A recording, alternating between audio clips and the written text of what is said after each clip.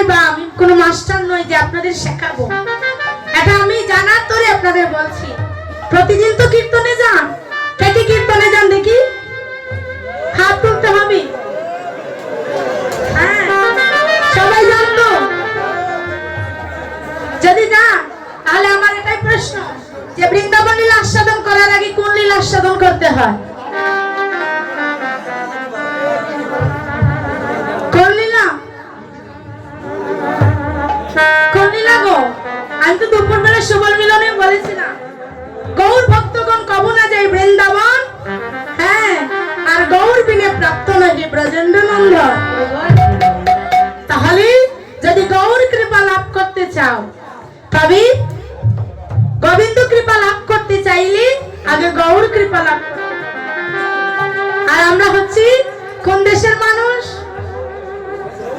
গৌর দেশের মানুষ। নিতাই গৌর হরি বল। গৌর দেশের মানুষ তো আমরা। কেন না, আমার মহাপ্রভু তিনি 3 মাস মাতৃগর্ভে ছিলেন। এই যে হচ্ছে মাতৃগর্ভে, এই যে মাতৃগর্ভ বলছি না, এটা অনেক বড় অপরাধ। অপরাধ এই জন্যই যে মাতৃগর্ভে উনি ছিলেন না। তাহলে আপনারা ভাববেন যে মাতৃগর্ভে যখন ছিলেনই না, তা কেন বলা হলো 13 মাস উনি মাতৃগর্ভে ছিলেন? এর একটি কারণ হচ্ছে যে মহাপ্রভু মাতৃগর্ভে ছিলেন না, সচী মায়ের গর্ভটা বায়ুতে পরিপূর্ণ ছিল। আর সেই দিন যখন ফাল্গুনে পূর্ণিমা তিথির দিন, শ্রীরাম নবদ্বীপ মাঝে, এই যে দেখেন আমি বললাম মহাপ্রভু 3 মাস মাতৃগর্ভে ছিলেন, তাহলে উদয় হলেন কেন নদিয়ায়? কেন উদয় হলেন? সচিমাতা গৌরীর জন্মের আগে একে একে তার 8টি কন্যা সন্তান মারা গিয়েছিল। আর তারা যখন মারা গিয়েছিল তখন মহাপ্রভুর ঠাকুমা তিনি আজকে সচিমাতাকে বলছেন, দেখো মা, তোমার গর্ভে যখন সন্তান এসে আছে না, আমি বলি কি মা, তুমি এখানে আর থাকবে না, তুমি চলে যাও তোমার বাবার বাড়ি অর্থাৎ শ্রীরাম নবদ্বীপে অর্থাৎ মায়াপুরে চলে যাও। আর সেই জন্যই মহাপ্রভু জন্ম নিয়েছিলেন সেখানে। আর মহাপ্রভু জন্ম নিয়েছিলেন এই কথাটাও কিন্তু ভুল। কি? মহাপ্রভু জন্ম নেননি, তিনি আবির্ভূত হয়েছে। কোথায় আবির্ভূত হয়েছে? নদিয়া নগরে। আমরা ভজনে বলি না, নদিয়া নগরে সচী মাতার গরে উদয় হইল নিমাই চাঁদ, নিল রে কোথায় ছিল রে। হ্যাঁ, কবি তত্ত্ব কথা কে এনেছে না? সচী মাতার গর্ভে যিনি উদয় হয়েছে সেই গৌর হরি। সংকীর্তন পিতা শ্রীকৃষ্ণ চৈতন্য সংকীর্তন যজ্ঞে যেই বাজে সেই বড় ধন্য। তাহলে আমি বলেছি যে মহাপ্রভু আবির্ভূত হয়েছিলেন, ওনার মায়ের গর্ভ ছিল বায়ুতে পরিপূর্ণ। আর যখন তিনি ফাল্গুনী পূর্ণিমা তিথির দিন রাহুচন্দ্রকে গ্রাস করেছিল, আর সেই সময় সকল ভক্তগণ মিলে যখন হরিবলের ধ্বনি করেছিল, অনুধ্বনি করেছিল, আর সেই সময় আমার মহাপ্রভু আবির্ভূত হয়েছিলেন। আর তিনি আবির্ভূত হয়ে কি করেছিলেন দেখেন, এই কলির জি মায়ায় মুগ্ধ, নাম নেই না, প্রেম নেই না, সাধন ভজন করে না, আমাদের মতো কলিহত জীবকে উদ্ধারের জন্য তিনি নবদ্বীপে তিনি নবদ্বীপে আগে গৌর লীলা করেছে। গৌর লীলা করার পরেই সেই জন্য বলেছি আমরা হচ্ছি গৌর দেশের মানুষ। সর্বপ্রথমে আগে মহাপ্রভুকে স্মরণ করতে হবে। গৌর দেশের মানুষই আমরা কি করি? আপনারা আমি অনেকেই দেখতে পাচ্ছি, যারা দেখছি অনেকেই দেখছি তিলক করেননি। যারা করেননি তাদের চরণে ডবল প্রণাম, আর যারা করেছে তাদের চরণে শতকোটি প্রণাম। কেমন? হ্যাঁ, অপরাধ দেবেন না, তিলক করে বসতে হবে। নামযোগ্য হয়েছে তো, একটা পদ আছে না, ভালো করে পরের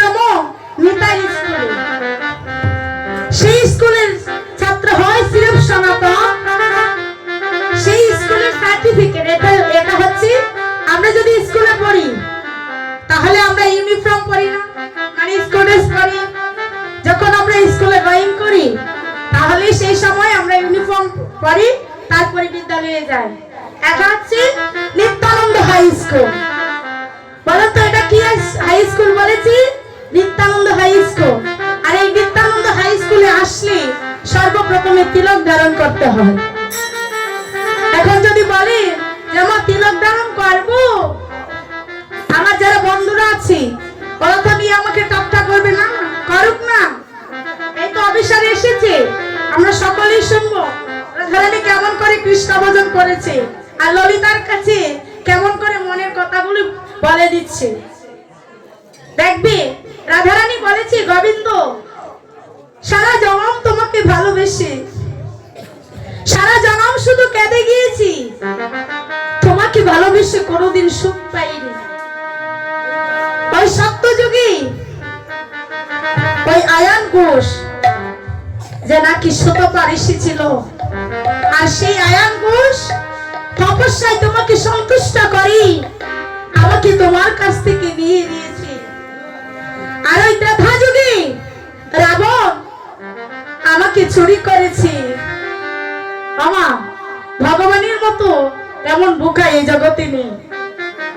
বাবাজিদের কাছে প্রশ্ন, যদি আপনার কাছে এসে বলি যে আমি আপনার বউকে চাই, তার বিনিময়ে আপনি যা চাইবেন আমি তাই দেব, আপনার কি দেবেন? দেবেন না? না, এটা অসম্ভব। কিন্তু আমার ভগবান ভক্তির কাছে এমন ভাবে বাধা, নিজের স্ত্রীকে ভক্তির কাছে দিয়ে দিয়েছে, দিয়েছে না? সেই জন্য দেখবে অনেকেই বলি যে রাধারানী বিয়ে করেছে আয়ানকে আর প্রেম করেছে কৃষ্ণের সাথে, এটাই তার কলঙ্ক না? এটা তার কলঙ্ক নয়। রাধারানী এবং কৃষ্ণ তারা হচ্ছে একই দেহ, দুইজন পুরুষ এবং নারী। রাধা কৃষ্ণ ভিন্ন নয়, দুইজন মিলে একই হয়। আজকে আমার মহাপ্রভু শ্রী রাধার প্রেম বিলাসের জন্য তিনি আজ উদয় হয়েছেন নবদ্বীপে। আর যখন নবদ্বীপে উদয় হয়েছে, আজকে সকল ভক্তগণ সঙ্গে নিয়ে তিনি আজ হরিবলের ধ্বনি করেছেন, হরিবলের ধ্বনি করেছেন। কেমন করে? এমন ভাবি আজকে রাধার ভাবে বিভোর হয়েছে। কেন? রাধারানী বলেছিলেন, প্রভু তুমি যদি কোনোদিন আমার মতো ভক্ত হতে পারতে, তুমি যদি কোনোদিন আমার মতো নারী হয়ে কৃষ্ণ ভজন করতে পারতে, তখন তুমি বুঝতে পারতে নারী কুলে কৃষ্ণ ভজন কতটা কঠোর। তাই না মামা? নারী কুলে জন্ম নিয়ে যারা কৃষ্ণ ভজন করে তাদের মতো, মানে যারা নারী কুলে জন্ম নিয়েছে তারা বুঝতে পারে যে নারী কুলে জন্ম নিয়ে কৃষ্ণ ভজন করা কতটা কঠিন। সেটা বুঝেছিলেন একমাত্র রাধারানী। বলেছিলেন, প্রভু যদি তুমি আবার আমাকে জন্ম দাও, যদি তুমি আমাকে আবার এই জগতে পাঠাও, কোনদিন আমাকে নারী কোলে জন্ম দিয়ে দাও। তুমি জানো না যে নারী কোলে জন্ম নিয়ে তোমাকে ভজন করা, তোমাকে সাধন করা যে কত কঠোর, তোমাকে ভজন করা যে কতটা কঠিন। তুমি যদি একজন পুরুষ হতে, তুমি যদি একজন নারী হতে পারতে তবে বুঝতে পারতে, কেননা তুমি তো কোনোদিন ভক্ত হওনি। তুমি যদি ভক্ত হতে পারতে তবে বুঝতে পারতে যে নারী কুলে জন্ম নিয়ে কৃষ্ণ ভজন করা কতটা কঠিন। আর সেদিন গোবিন্দ কথা দিয়েছিলেন, রাধি আমিও তোমাকে কথা দিলাম, তুমি যেমন আজকে হা কৃষ্ণ হা গোবিন্দ বলে কাঁদছ, আমিও কলের যুগে কি আমিও তোমার মতো কাঙাল হয়ে কৃষ্ণ বলেই কাঁদবো, গৌর বলেই কাঁদবো, আমিও তোমার মতো কাঙাল হবো। আর সেই রাধার প্রেম ভান্ডারের দল নিয়ে এসেছেন গৌর হরি।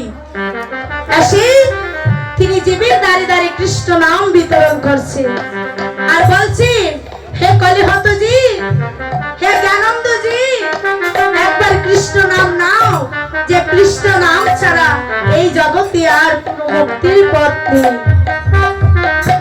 আছে কি? সত্য ত্রেতা দাপর এই তিন যুগে হয়েছে যার যোগ্য তপস্যা পূজা, কিন্তু আমার মহাপ্রভু মনে মনে ভাবছে যে এই কলির জীব এমন জ্ঞানন্দ যে তারা পূজাটাও করতে পারবে না। তাই বলেছেন কি, পূজা করতে হবে না, যজ্ঞ করতে হবে না, তপস্যা করতে হবে না, শুধু হরিনাম করো। তাই যারা সাধুর সঙ্গে বসে হরিনাম করে, মহাপ্রভু বলেছে যে আমি সেদিন তার পারের কান্ডারি হয়ে তাকে পার করে দেব। আচ্ছা বাবা, আমি যে এই কথাগুলো বলছি আপনাদের কষ্ট হচ্ছে?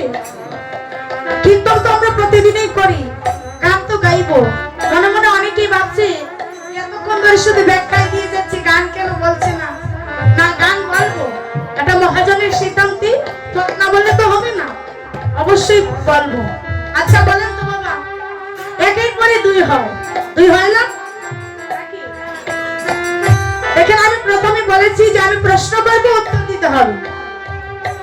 একের পরে দুই হয় নাকি তিন হয়? সত্য ত্রেতা দাপর কলে, সত্য মানে এক, ত্রেতা মানে তিন, আর দাপর মানে দুই। তাহলে এখানে সত্য পরে তো দাপর আসার কথা, কিন্তু ত্রেতা কেন আসলো? কেন আসলো? একের পরে দুই আসবে, কিন্তু একের পরে দুই না আসে তিন এসে গিয়েছে। এর কারণ কি? এটা হচ্ছে গভীর তত্ত্বের কথা। গৌতম মুনি ঋষি, যার নাম ছিল অহল্যা সতী, তিনি এমন রূপবতী ছিলেন বাবা, এই বিশ্ব ব্রহ্মাণ্ডের এমন সৌন্দর্য তার ছিল, যেই তাকে দেখতো তার রূপে মোহিত হয়ে যেত। আর এইদিকে তার মনি অর্থাৎ তার স্বামী হচ্ছেন গৌতম মুনি, তিনি ছিলেন বিশাল পণ্ডিত, অর্থাৎ তিনি একজন ঋষি। তিনি গুরু পাঠ করাতেন, শিষ্য বানাতেন। এখন এর পুরো মতো নয় বাবা যে চাল দিবে এক বস্তা, টাকা দিবি তবে দীক্ষা দেবো, নইলে দেব না। না, এখন গুরুর মতো নয়, সত্য যুগের গুরু গৌতম মুনি।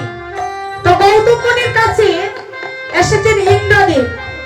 আজকে কথা বলবেন না, যদি কথা বলেন তাহলে আমি বলবো না। যদি গানের ভেতরে ঢুকতে পারি তবে কীর্তন করতে, আস্বাদন করতে ভালো লাগে। আর যদি মনে করেন যে না মা শুধু গান যাই, গান গাইই যাই, তাহলে পারবো, আমি কিছু বলবো না। বলেছি একের পরে কেন দুই আসলো, তাই তো এটাই আমাদের আলোচনা। সত্য ত্রেতা, ত্রেতা মানে তিন, ত্রেতা কেন আসলো? সত্যের পরে তো দাপর আসার কথা। এখন অহল্যা মুনি, অহল্যা সতী, তার এমন রূপ ছিল যেই তাকে দেখতো রূপে মোহিত হয়ে যেত। এদিকে ইন্দ্রদেব ছলনা করে কি করেছেন? গৌতম মুনির কাছে এসেছেন তিনি অস্ত্রবিদ্যা শিকার জন্য। আর যখন এসেছে, এখন গুরুদেবের কাছে এসে তো গুরু মায়ের কাছে যেতে পারে না, প্রশ্ন করতে পারে না। প্রতিদিন তো আসে, গুরু পাঠে আসে, আসার পরে গৌতম মুনি ওনাকে জ্ঞান দান করে। একদিন মনে মনে প্রশ্ন যাচ্ছে যে প্রতিদিন আমি এই নারীকে দেখি, এই নারীটা আসলে কে, আমি একটু জানতে চাই। তাই তিনি কি করলেন? একদিন গুরুদেবকে প্রশ্ন করলেন যে গুরুদেব আপনি বলেন তো যে ওই যে রমণী আসছে উনি আসলে কে? গৌতম মুনি বলছেন যে বাবা দেখো, উনি হচ্ছেন তোমার গুরুমাতা। তো উনি হচ্ছে তোমার গুরুমাতা, উনি হচ্ছেন আমার সহধর্মী। আর এদিকে ইন্দ্রদেব তো কামের বাসনায় জর্জরিত হয়েছে। কামের বাসনায় জর্জরিত যখন হয়েছে, এদিকে কামদেব মনে মনে ভাবছে যে ইন্দ্র তুমি দেবতার রাজা, আর তুমি নাকি মায়ের সমতুল্য নিজের গুরু মাতার দিকে চোখ তুলে তাকিয়েছ, তোমাকে আমি কলঙ্কিত অবশ্যই করব। তাই তিনি কি করলেন? কামদেব সেই দিন কি করলেন? কাম বাণী, তিনি মদন বান, এই একটা মদন বান আছে, সেটা নিক্ষেপ করলেন কার কাছে? ওই ইন্দ্রের কাছে। আর যখন মদন বানটা নিক্ষেপ করেছি, সঙ্গে সঙ্গে ইন্দ্রদেবীর কামের জ্বালা আরো বেড়ে গিয়েছে। আর যখন কামের জ্বালা বেড়ে গিয়েছে, তিনি চেয়ে দেখলেন যে আজ আর গুরুদেব নেই। গুরুদেব গিয়েছেন গঙ্গার ঘাটে স্নান করার জন্য। আর যখন স্নান করার জন্য গিয়েছে, আর সেই সময় ইন্দ্র নিজের বেশ পরিবর্তন করে নিজের গুরুদেবের বেশ ধারণ করে তিনি অহল্যার সাথে কুকাজে লিপ্ত ছিলেন। আর যখন কুকাজে লিপ্ত ছিলেন, এমন সময় গৌতম মুনি এসেছে। এসে আজকে অহল্যাকে ডাকছে, অহল্যা দরজা খুলো, অহল্যা দরজা খুলো। একবার দুবার তিনবার ডাকছি, দরজা খুলছে না। যখন শুনতে পেয়েছি যে আমার স্বামী ডাকছে, এমন সময় কি করেছি বাবা, মনে মনে ভয় যাচ্ছে যে আমি হচ্ছি মহাসতী, আমি মহাসতী। আর কে আমাকে এমন কলঙ্কিত করলো। আর সঙ্গে সঙ্গে সেদিন ইন্দ্রদেব নিজের রূপ ধারণ করলেন। আর যখন নিজের রূপ ধারণ করলেন, এদিকে গৌতম মুনি এসে তিনি অভিশাপ দিলেন, ইন্দ্র নিজের মায়ের সমতুল্য মাকে তুমি যেমন ভাবে অসতী প্রমাণ করলি, কলঙ্কিত করলি, আমি তোমাকে অভিশাপ দিলাম, তোমার সর্ব অঙ্গে সহস্র নয়ন উদিত হবে। নিতাই গৌর হরি। আর অহল্যাকে অভিশাপ দিলেন, অহল্যা নিজের স্বামীর স্পর্শ তুমি বুঝতে পারলে না, তুমি কেমন নারী, তোমাকে আমি অভিশাপ দিলাম, তুমি দুই যুগ ধরে পাষাণ হয়ে যাও। আর এটা যখন অভিশাপ করলেন, অহল্যা বলছে, প্রভু তবে আমার মুক্তির উপায় বলো, আমি এই পাষাণ হই কখন আমি মুক্তি লাভ করব? বলে, আমি তোমাকে আশীর্বাদ করলাম যে তুমি যখন ত্রেতা যুগে ভগবান শ্রী রামচন্দ্র আসবে, তার চরণ ধরায় তোমার পাষাণ অঙ্গ বানর হয়ে যাবে। নেতাদের হরি বল। আর এদিকে গৌতম মুনির পুত্র, যার নাম ছিল সদানন্দ, সদানন্দ আজকে বলছে যে পিতা দেখে 70 পরে আসবে তারপর, তারপরে আসবে ত্রেতা। এখন যদি এত যুগ ধরে আমার মা পাষাণ হয়ে থাকে, তবে তো আমার মা কষ্ট হবে, আর আমি সন্তান হয়ে আমি সইতে পারবো না।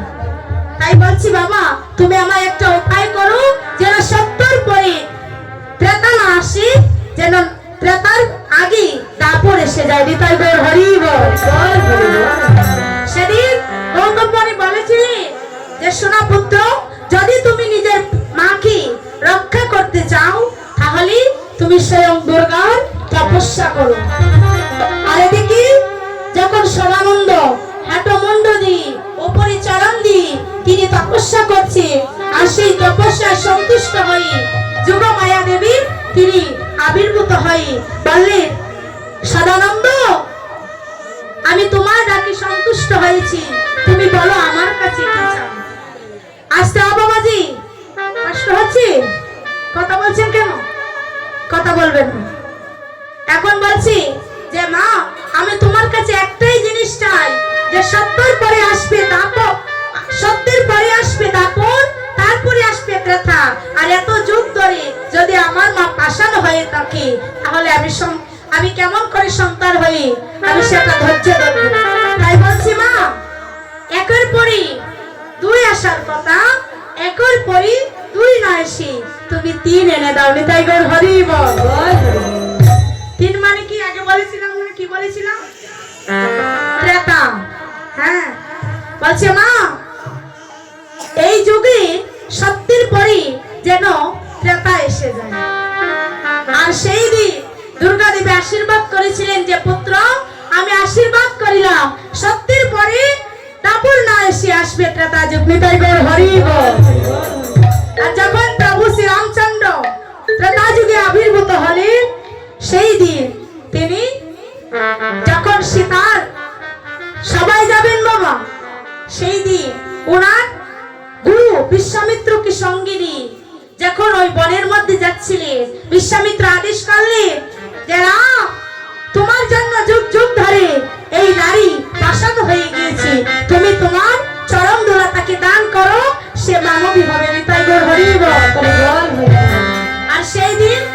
করেছিলেন?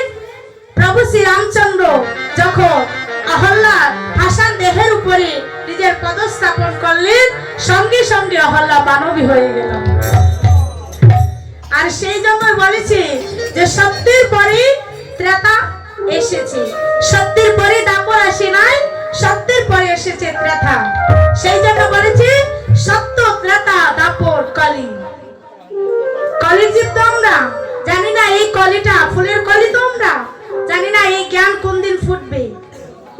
প্রভু তো নাম দিয়ে গিয়েছে, নাম করছি। শাস্ত্রে বলেছি যে কলির জীব কৃষ্ণ নাম করবি, স্বর্গেও যাবি, আবার নাচিয়া গাইয়া নরকেও যাবে। হ্যাঁ, যাবে না মামা? কেমন করে? যেমন বাহিরে ধরেছেন না সাধুর বেশ, আর ভেতরে কিন্তু ভক্তি রে। এই যেমন আমি বাইরে এমনি কীর্তন করছি, কিন্তু ভেতরে বাবা কৃষ্ণ ভক্তি নেই। তবে শাস্ত্রে বলেছে যদি ভক্ত সঙ্গ করো, সঙ্গ করতে করতে একদিন তোমার কৃষ্ণ ভক্তি লাভ হবে। আমি সর্বপ্রথমে আপনাদের চরণে প্রণাম করছি, কেননা যদি মনের মতো ভক্ত হওয়া যায় তাহলে বলতে ইচ্ছা করি, আর যদি মনের মতো ভক্ত না হয় বলতে গিয়ে আটকে যায়, মনে হয় বলার কোনো দরকার নেই। যদি শোনার মানুষ না থাকে তাহলে কানে বলবো, তাই না? মানুষকে প্রণাম দিলে সেই প্রণাম ঈশ্বরে মিলে। কবি চণ্ডীদাস তিনি উচ্চ কণ্ঠে বলেছেন, তিনি সবার উপরে মানুষ সত্য, তাহার উপরে না। আবার স্বামী বিবেকানন্দ একই কথাই দিয়েছেন আনন্দ। তিনিও বলেছে জীবে প্রেম করে যেই জন, সেই জন সেবিছে ঈশ্বর। তাই না? জীবের মধ্যে আমার অবস্থা। গীতায় বলেছি যে আত্মারূপে আমি সমস্ত জীবের দেহে আমি থাকি, আশ্রয় করি, আর যাজন জীবকে ভালোবাসতে পারি। এখন বাবা মানুষ কাকে বলে? এখানে আমরা কীর্তন করতে এসেছি না? এখন ধরে আমি তো কীর্তন করছি, করার পরে আমাকে দক্ষিণা দেবে, দক্ষিণা দেবার পরে আমি যখন চলে যাব, এই ধরেন মনে হয় অন্তেহরি বাজারে যদি যাই, এই যে অন্তেহরি, আপনাদের গ্রামের নামটা শুনে আমার মনটা বড্ড আনন্দ পাচ্ছে। এত সুন্দর নাম অন্তেহরি, যেন অন্তেই ভগবান শ্রী হরির চরণ পাই। তাই বল হরি বল। এখন যদি আমি ওই অন্তেহরি বাজারে যাই আর আমাকে যদি কেউ খুন করে টাকা নিয়ে যায়, তাকে কি মানুষ বলা যাবে? আবার কোন মানুষ আছে আমার এই অবস্থা দেখে আমাকে হাসপাতালে নিয়ে যাবে, আর যে আমাকে খুন করে টাকা নিয়ে চলে গেল তার হৃদয় একটুও কাঁপলো না, তাহলে তাকে কি মানুষ বলা যাবে? মানুষ হওয়া সহজ কথা নয়। শাস্ত্রে বলেছে টকে যদি টক থাকে তাহলে তাকে টক বলা হয়, জালে জাল থাকলে তাকে জাল বলা হয়, মিষ্টিতে মিষ্টি থাকলে তবে তাকে মিষ্টি বলা হয়, আর মানুষের মধ্যে যদি মনুষ্যত্ব থাকে তবেই তাকে মানুষ বলা হয়। এই জন্য লোকনাথ বাবার কথা মনে পড়ে। লোকনাথ বাবা যখন সারা পৃথিবীটা ঘুরে, সজায় ঘুরে যখন ঢাকায় চলে, ওনার একজন শিষ্যকে করে জিজ্ঞাসা করে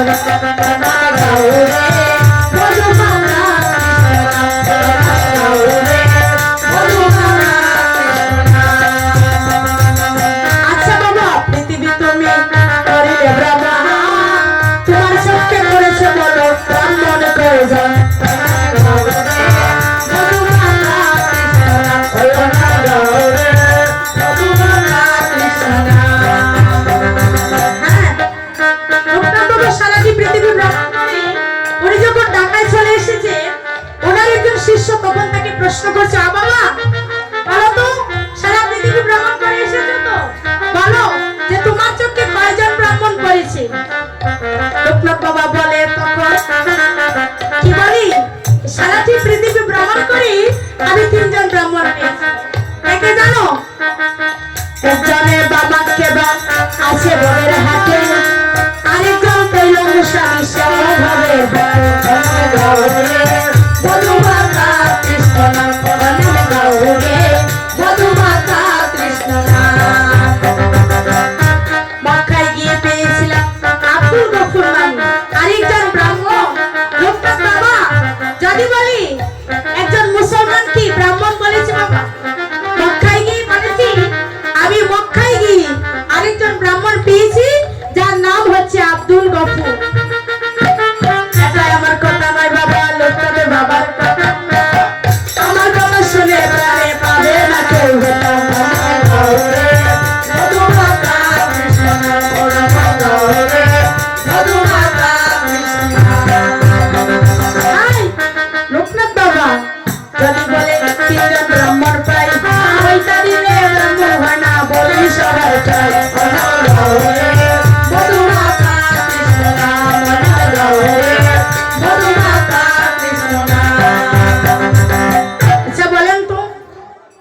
মুশকিল কথা না। সারাটি পৃথিবী ভ্রমণ করে এত হাজার হাজার ব্রাহ্মণ ছিল, তিনজনকে কেন ব্রাহ্মণ বলেছি? বলে যার ব্রহ্ম শক্তি জেগেছে তাকেই ব্রাহ্মণ বলেছে, আর যার মধ্যে ব্রহ্ম শক্তি নেই তাকে বলা হয় না ব্রাহ্মণ। তাহলে কি বলে বাবা? পাটা বলে দিতে হয় না? আগেকার যুগে যখন ব্রাহ্মণরা পূজা করত তখন কি করত?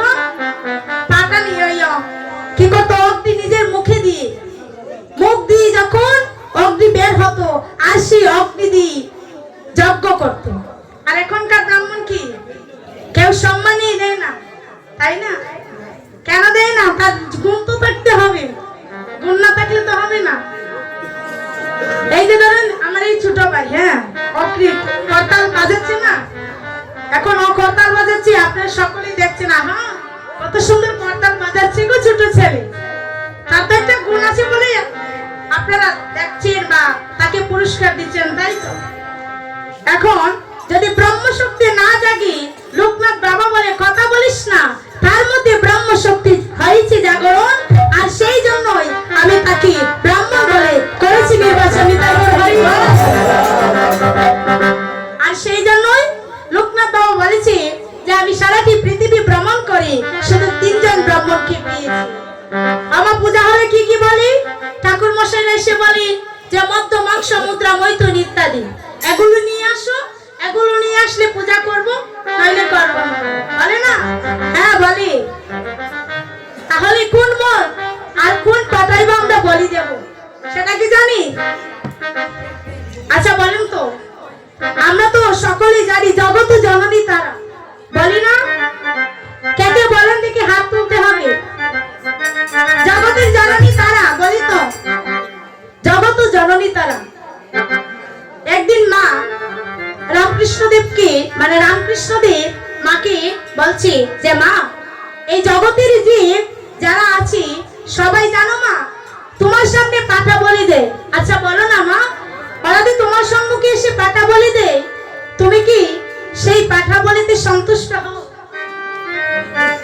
এখন মা বলছেন, আরে পাগল ছেলে, তোরা বলিস না আমায় যে আমি জগতের জননী তারা। আমি যদি জগতের জননী হলাম, আমি যদি জগতের জননী হলাম, তাহলে তোমরা যে এনে বাজার থেকে পাটা বলে দাও, ও কি আমার সন্তান নয়? আমার সন্তান নয়? তাহলে আমার সামনে যদি আমার সন্তানকে তোমরা বলে দাও, তাহলে আমি কেমন করে সইব? তাতে আমি সন্তুষ্ট হই। তাহলে কোন পাটা বলি দিতে হয়? শুনো রাজার বেটা, দেহের মধ্যে আছে যে ছয়টি পাটা, তোমার দেহের মধ্যে যে 6টি পাটা আছে সেই পাটা কি বলে দাও। দেহের পাটা কি? কাম, ক্রোধ, লোভ, মোহ, মদ, মাৎসর্য। এই 6টি পাটার কারণে, এই 6টি স্বরূপীর কারণে আমরা সাধন ভজন করতে পারি না, আমরা কৃষ্ণপতি যেতে পারি না। মনের মধ্যে যদি কাম থেকে ক্রোধ, ক্রোধ থেকে লোভ, লোভ থেকে মোহ, মোহ থেকে আরো অনেক কিছু সৃষ্টি হয়, যেটা গীতায় বর্ণনা করা হয়েছে। আচ্ছা বলুন তো, আমরা যে মন্দিরে এসে ধূপ জ্বালাই না, কেন আমরা জ্বালাই? এর একটা শিক্ষণীয় বিষয় আছে। হ্যাঁ, আমরা যে মায়ের আরতি করেন, তো আমরা যখন ধূপ জ্বালাই, বলেন তো ধূপ কেন জ্বালাই? না এই জন্যই জ্বালাই যে প্রভু ওই ধূপ যেমন চারকার হয়ে যাচ্ছে, আমার মনের কামনা বাসনা গুলো যেমন এইভাবে ধূপের মতো চারকার হয়ে যায়। নিতাই গৌর হরি বল। আর সেই জন্যই তাহলে কাম, ক্রোধ, লোভ, মোহ, মাৎসর্য, এই 6টি স্বরূপের কারণে আমরা সাধন ভজন করতে পারি। আর সেই জন্য বলেছি তোমার দেহের পাটাকে যদি বলি দিতে পারো। এখানে যে আমরা হরিনাম যজ্ঞ করেছি বাবা, এই হরিনাম যজ্ঞ 3টি জিনিসের দ্বারা পরিপূর্ণ হয়। সেটা কি? একটা হচ্ছে কাষ্ঠ, ঘৃত ও কত বড় কথা বলে ফেললাম যে কাষ্ঠ, ঘৃত, আবার অগ্নি। এটা তো হরিনাম যজ্ঞ। এখানে কাষ্ঠ কোথায় থেকে আসবে, আর ঘৃতই বা কোথায় থেকে আসবে, আর অগ্নি কোথায় থেকে আসবে? মহাপ্রভু বলেছে নিত্যানন্দ, এই হরিনাম যজ্ঞের যত ভক্তবৃন্দ আসবে তারা সবাই হচ্ছে হরিনাম যজ্ঞের কাষ্ঠ। আর যারা কৃষ্ণ বলে, গৌর বলে, বলে রাধে বলে কাঁদবে, তারা হচ্ছে তাদের নয়নের যত জল আসবে সেই জল হচ্ছে এই হরিনাম যজ্ঞের বৃদ্ধ। আর যারা কৃষ্ণ বলে কাঁদবে, একের সঙ্গে আরেকজন সঙ্গ করবে, সেই সময় অগ্নি আহুতি হবে, আর সেই সময় এই হরিনাম যজ্ঞ পরিপূর্ণ হয়ে যাবে। আচ্ছা বাবা, আমি যে আলোচনা করছি আপনাদের কষ্ট হচ্ছে না তো? হ্যাঁ। আজকে আমি আচ্ছা ঠিক আছে, আমি একটু অফিসারের পথে যাই, তারপরে না হয় আলোচনা করবো, তাই নাকি? হরিবল। নাম নবদ্বীপে সচিন নন্দন গৌর সুন্দর আবার সকল ভক্তগণকে সঙ্গে নিয়ে তিনি